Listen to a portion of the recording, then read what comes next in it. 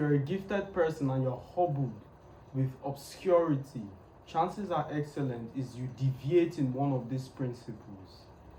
Now listen very carefully. And that's the problem with talented people.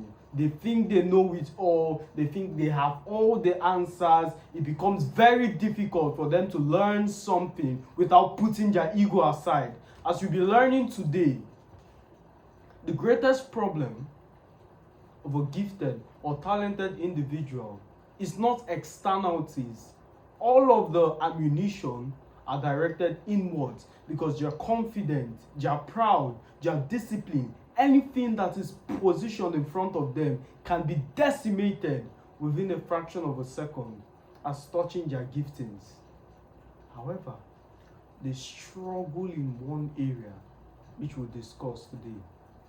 I'm going to make it short because first, my microphone isn't working.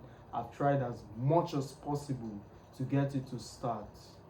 Instead of waiting for it to kickstart while my fire boils or while my blood boils hot, to speak this truth, I figured out why not get on with it. So that's the first thing. To understand, talented people have or face difficulties when it comes to themselves. It is easier for a talented person to solve problems, to give people advice, to use their giftings to provide value. But it becomes very difficult as touching a holistic understanding of the cosmos. It's one thing to be gifted, but the politics involved. The Bible states it very clearly that the heaven of heavens belongs to him, but the earth has he given to the sons of men.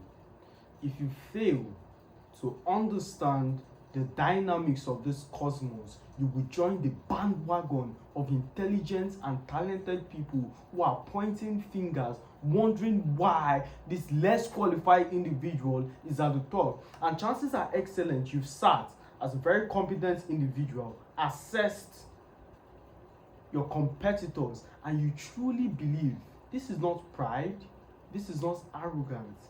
You are sure your giftings diverge. You can produce your results at a superior level, yet you are not given the platform to express those virtues.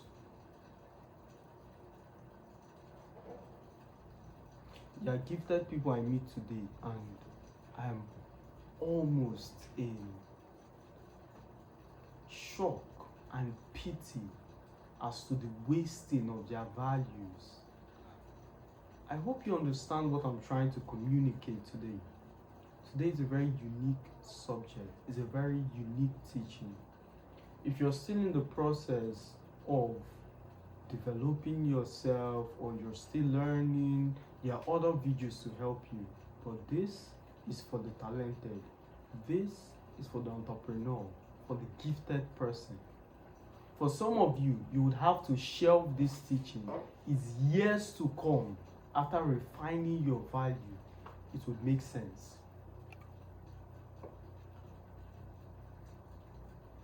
That's the secret behind timeless teachings. It's more like a classic. The teachings don't change. You only see the teachings from the lens of your renewed experience. That's why it appears to be different. Because we are constantly interpreting life based on our experiences, failures, and who we are. If someone walks up to me and makes a joke about my height, we would laugh it off because I'm 6'4". Conversely, make that same joke with someone under 5 foot. He might not take it lightly. So the same sentence was commented, but different worldviews produce a different reality. So the problem is not the sentence. The problem isn't the reality. The problem is let's not diverge, and I have limited time with you guys. One of the things talented people as well as gifted ones struggle with is disobedience and pride.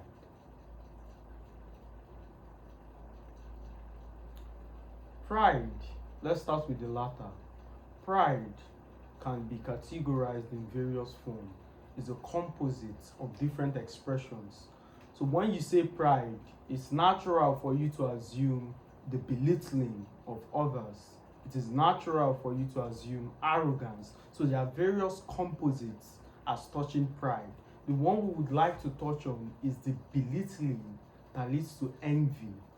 So for the consequence that you're still at the lower echelons of society, though gifted, you are forced to accuse and belittle the giftings of people who have risen, and for justifiable reasons, because you perform at a higher echelon, you can provide services superior to what the so-called grades do, evidently proving. Now, this is not arrogance. Like I said, there are some people who will not be able to relate with this teaching. Shelf it, come back later. For those who are gifted and talented, we would nod their head in agreement. Once they see someone who provides the same service or in the same niche, it's an instant comparison. What is he doing wrong? What is he doing right? And you point out all the flaws. Unfortunately, I experienced similar hiccups, similar defects in characteristics. I would see people who provide the same service as I belittle their results, point out their flaws, until I came to the conclusion hating people, envying people isn't the right way. The best thing you can do is to, yes, point out their failures privately. Use those failures to improve yourself. See where they are doing it wrong. Bolster your strengths in those areas. Continue building. And according to the law of time and chance, every single man on this planet has a time where seasons of opportunities will come. The ability to capitalize on those seasons is as a consequence of your preparedness and readiness. And there are people, by God's grace, and once those seasons come, they would squeeze out the juices. Everything leads to everything. Facebook led to WhatsApp, to Instagram, then Meta.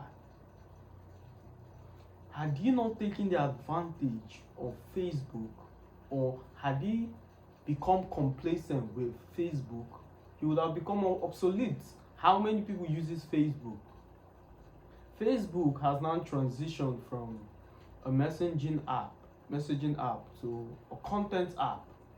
Mostly content creators and content consumers dwell there. When was the last time you sent a text on Facebook? Exactly. So it's more for content. But the point I'm trying to highlight is to stop belittling people. The only reason you're better is because you had them. I'll say it again. The only reason you're better is because you had them. And for the same reason, the next generation will be better than you because they had you. So drop this stupid mindset. If you are in any kind of competition with your predecessors, you are destined to be better. Where it becomes wrong is if the next generation falls behind your bar of excellence, then it's problematic. But you're better because you have them. I know I promised to discuss on the former, which is disobedience. Request for part 2. I will do something about it. As always, my friends, a pleasure speaking to you. See you in the next one.